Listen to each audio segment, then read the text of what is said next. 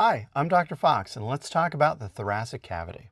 In this video, we'll discuss the relative position and boundaries, as well as the contents and subdivisions of the thoracic cavity.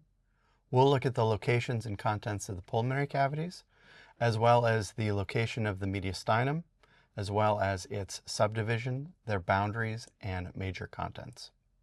The thoracic cavity is the space bounded superiorly by the first ribs, laterally by the ribs or costae and intercostal spaces, anteriorly by the sternum, posteriorly by the vertebral column, and inferiorly by the diaphragm. Within this space, there are three other spaces. Laterally, we can account for two of these spaces. These are called the pulmonary cavities. These pulmonary cavities are lined by serous membranes called pleurae, and they contain the lungs. Centrally, we have, right in the middle here, the mediastinum. The mediastinum is going to contain the pericardium, which surrounds the heart, and we also have the great vessels that connect the heart to the remainder of the body. Let's take a moment to look at the pulmonary cavities. So there are two pulmonary cavities, and here we have an illustration of each of them. It's rather simple, but I think that it's very illustrative.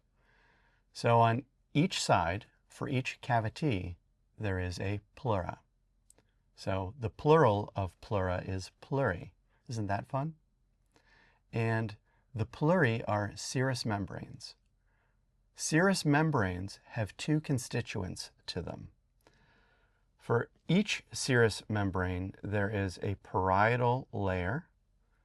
The parietal layer is the portion of the serous membrane that adheres to the wall of the space.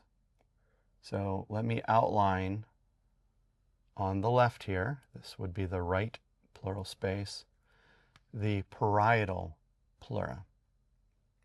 There is also a visceral layer, and the visceral layer is the portion of the serous membrane that adheres to the organs within the space. So in this area we have a collapsed lung, but upon it we have visceral pleura. There is a space typically within each serous membrane between the parietal and the visceral layer. And because this serous membrane is called the pleura, we call this the pleural space. And we have a left and a right. You can see from this illustration that the parietal pleura has different names depending on where it's located. So for instance, there is a cervical pleura, there is a mediastinal pleura, there is a diaphragmatic pleura, and then there is a costal pleura. More on that later. Now let's look at the mediastinum. The mediastinum is the central region of the thoracic cavity that's flanked on each side, right and left, by the pulmonary cavities. This mediastinum therefore has a superior border at the first rib, an inferior border at the diaphragm, and please do note that curve, a posterior border back to the vertebral column, and an anterior border to the sternum. So same boundaries as the thoracic cavity, but laterally we push this in because of the presence of the pulmonary cavities. Now let's take a look at how we can divide the mediastinum into specific zones so that we can communicate as healthcare professionals what's happening within these zones. And these are anatomical zones. There are other radiological zones as well. So let's first start with the superior mediastinum. And for this, we need to discuss a very important imaginary structure called the thoracic plane. The thoracic plane begins at the angle of the sternum. That's where the manubrium meets the body, right there. So angle of sternum. And we take that posteriorly to the intervertebral disc between the 4th and the 5th thoracic vertebrae. Everything above that thoracic plane, up to the plane of the first rib, is the superior mediastinum. It's through this space that we'll have things like the trachea and esophagus and great vessels. Everything below that thoracic plane, but still within the mediastinum, we oftentimes will refer to as the inferior mediastinum, but we typically discuss individual constituents of that. So, for instance, there is an anterior mediastinum. The anterior mediastinum is everything which is anterior to the pericardium.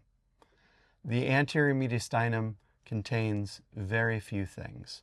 The thymus gland, perhaps, maybe some lymphatics. There's not a whole lot going on in that anterior mediastinum. As we move posteriorly, at the pericardium, we have the pericardium and the heart within the middle mediastinum. So an important landmark that really delimits that middle mediastinum is the pericardium. Wherever the pericardium is the middle mediastinum. So that's nice and clean. If we go posterior to the pericardium and just lateral to the anterior aspect of the bodies of the vertebrae, we have the posterior mediastinum. That posterior mediastinum is a location where we see the esophagus traverse the mediastinum. It's an area where we see the thoracic part of the aorta traverse the mediastinum. It's an area where we see a lot of neurovasculature moving through this space. Now let's take a look at these spaces on an actual donor.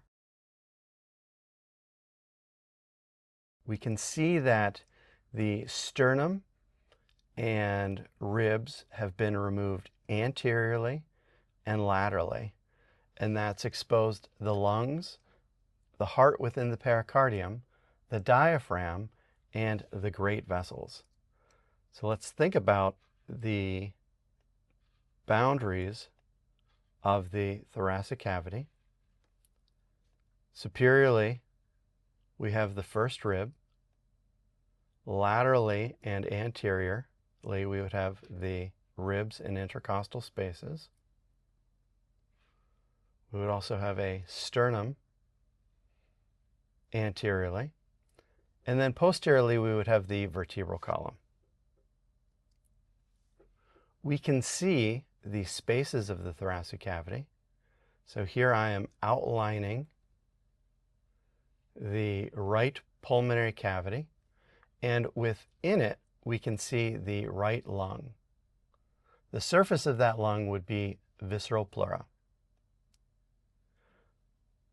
Over here I can outline the left pulmonary cavity, and within it the left lung. And then centrally here we have the mediastinum.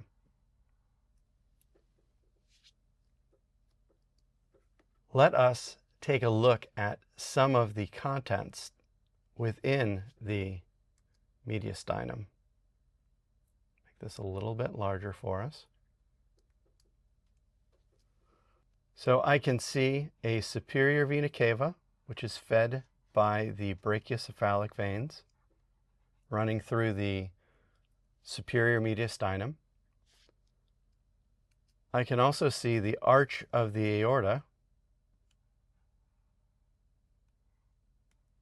which feeds the brachiocephalic trunk, the left common carotid trunk, and the left subclavian artery, also in that superior mediastinum. The thoracic plane would be posterior to the thoracic or the sternal angle, which would be approximately there. And we can see the anterior mediastinum as everything which is anterior to this pericardium here. We can also see the middle mediastinum because it is everything where this pericardium is between the pulmonary cavity. And what we cannot see is the posterior mediastinum because it is occluded by the pericardium and some of the roots of the lungs. So we've discussed the relative position, boundaries, contents, and subdivisions of the thoracic cavity. We've looked at the location and contents of the pulmonary cavities with an emphasis on the pleura. And we've discussed the mediastinum, its subdivisions, boundaries, and major contents. Thank you so much for your time, and I'll talk to you in the next video.